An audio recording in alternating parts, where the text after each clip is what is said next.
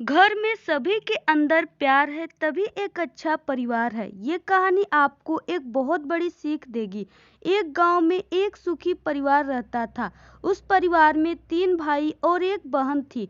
उनके माँ बाप उन चारों से बेहद प्यार करते थे, मगर बीच वाले बेटे से थोड़ा परेशान थे।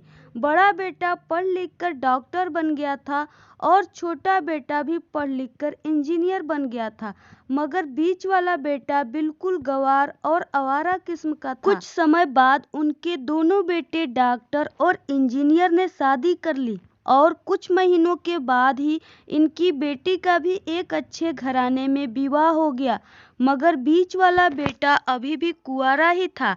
वो अनपढ़ था और कहीं पर मजदूरी का एक छोटा सा काम करता था। उसको शादी के लिए कोई भी लड़की नहीं मिल रही थी। उसके माँ बाप उससे बहुत परेशान हो चुके थे।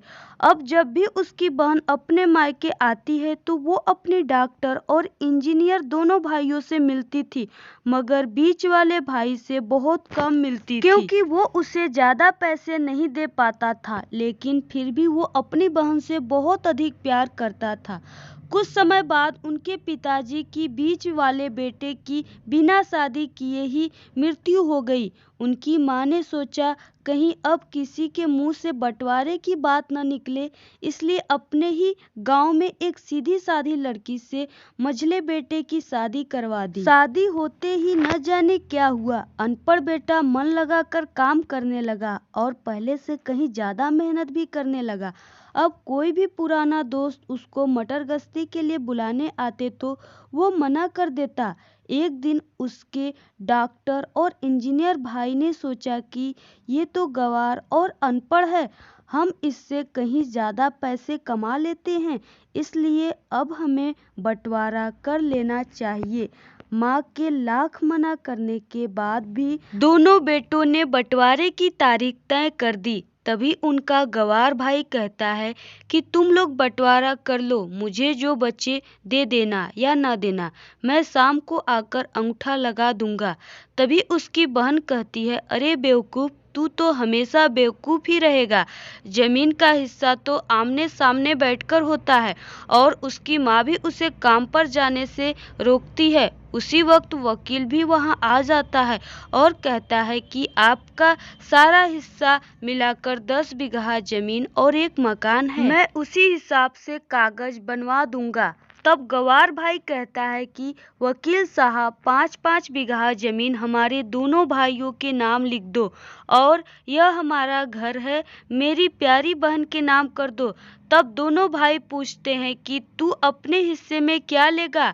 गंवार भाई कहता है कि मेरे हिस्से में मेरी प्यारी माँ है। वह अपनी पत्नी की तरफ मुस्कुराते हुए कहता है, क्यों, क्या मैंने गलत कहा? उस गंवार और अनपढ़ की पत्नी अपनी सास से लिपट कर कहती है, माँ से बड़ी वसीयत क्या होगी मेरे लिए। उसी वक्त उसका गंवार पति भी अपनी माँ से लिपट जाता है। गंवार बेटे और बहू के प्यार ने जमीन जायदाद के बंटवारे को एक सन्नाटे में बदल दिया।